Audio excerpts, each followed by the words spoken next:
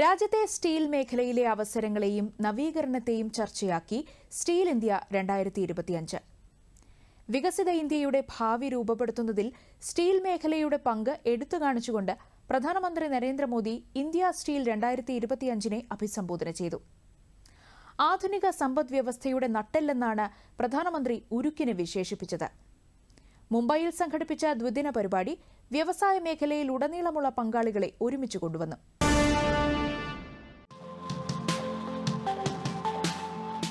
ലോകത്തിലെ രണ്ടാമത്തെ വലിയ ഉരുക്കുൽപാദന രാജ്യമാണ് ഇന്ത്യ.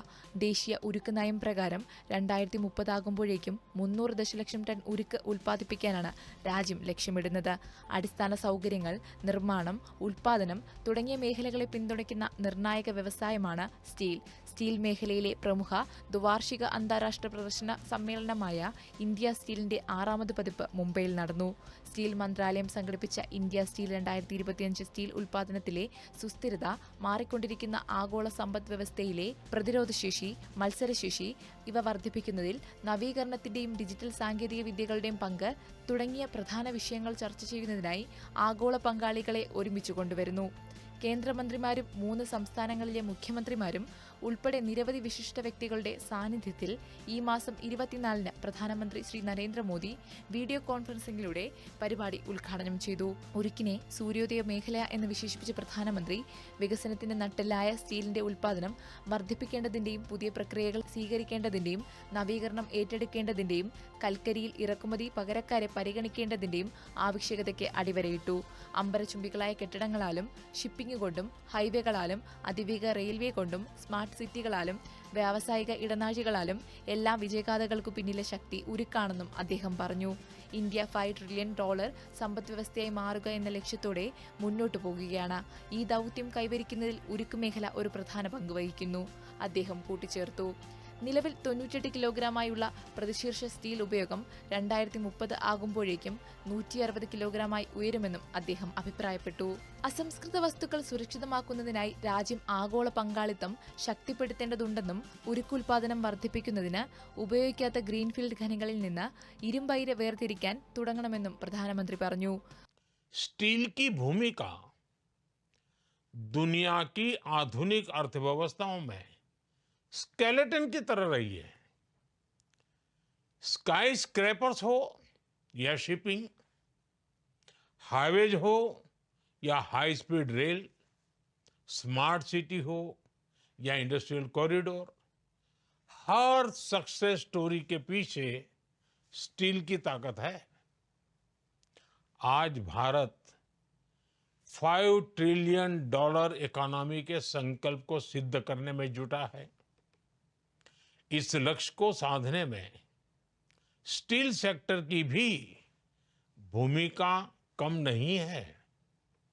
हमें गर्व है कि आज भारत दुनिया का दूसरा सबसे बड़ा स्टील उत्पादक बन चुका है.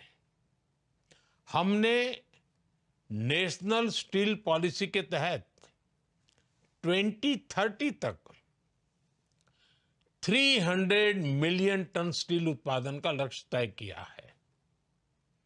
आज हमारी प्रति व्यक्ति स्टील की खपत लगभग 98 किलोग्राम है और ये भी बढ़कर 2030 तक 160 किलोग्राम हो जाने की संभावना है.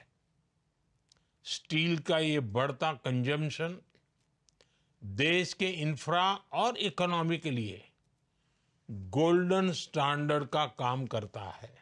ഉരുക്ക് മേഖലയുടെ വ്യാപ്തി വികസിപ്പിക്കുന്നതിൽ PM ഗതിശക്തി ദേശീയ മാസ്റ്റർ പ്ലാൻ, ദേശീയ അടിസ്ഥാന സൗകര്യ പൈപ്പ് ലൈൻ തുടങ്ങിയ സംരംഭങ്ങളുടെ പ്രാധാന്യം അർഹിക്കുന്നു. ഉരുക്ക് വ്യവസായത്തിന്റെ ഭൂരിഭാഗവും കേന്ദ്രീകരിച്ചിരിക്കുന്നത് കിഴക്കൻ ഇന്ത്യയിലെ അടിസ്ഥാന സൗകര്യ വികസന പദ്ധതികളിലാണ്.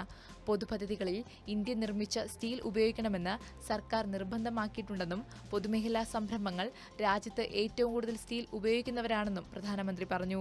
ഉയർന്ന നിലവാരമുള്ള സ്റ്റീൽ സ്വയം പര്യാപ്തത കൈവരിക്കുന്നതിനുള്ള ഇന്ത്യയുടെ യാത്രയെക്കുറിച്ച് പരാമർശിച്ച പ്രധാനമന്ത്രി രാജ്യത്തെ ആദ്യത്തെ തദ്ദേശീയ വിമാനവാഹിനി കപ്പലും ചന്ദ്രയാൻ ദൗത്യത്തിലും ഉപയോഗിച്ച ഉരുക്ക് തദ്ദേശീയമായി നിർമ്മിച്ചതിൽ അഭിമാനിക്കുന്നുണ്ടെന്നും പറഞ്ഞു.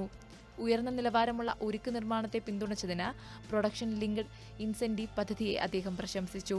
अभी हम 25 मिलियन टन स्टील के एक्सपोर्ट का लक्ष्य लेकर चल रहे हैं।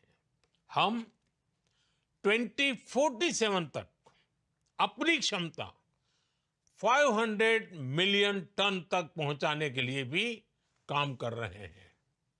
लेकिन इसके लिए जरूरी है कि हमारा steel sector new processes, new grades और न्यू स्केल के लिए तैयार हो। हमें भविष्य को ध्यान में रखकर एक्सपांड और अपग्रेड करना होगा। हमें अभी से फ्यूचर रेडी बनना होगा। स्टील इंडस्ट्री के इस ग्रोथ पोटेंशियल में एम्प्लॉयमेंट जनरेशन की, रोजगार के अवसर की अनंत संभावनाएं हैं। मैं प्राइवेट और पब्लिक सेक्टर दोनों से आह्वान करता हूं, आप नए आइडिया डेवलप करें, उन्हें नर्चर करें और शेयर करें। मैन्युफैक्चरिंग में, R&D में, टेक्नोलॉजी अपग्रेड में हमें मिलकर आगे बढ़ना है। देश के युवाओं के लिए ज्यादा से ज्यादा रोजगार के नए अवसर बनाने हैं।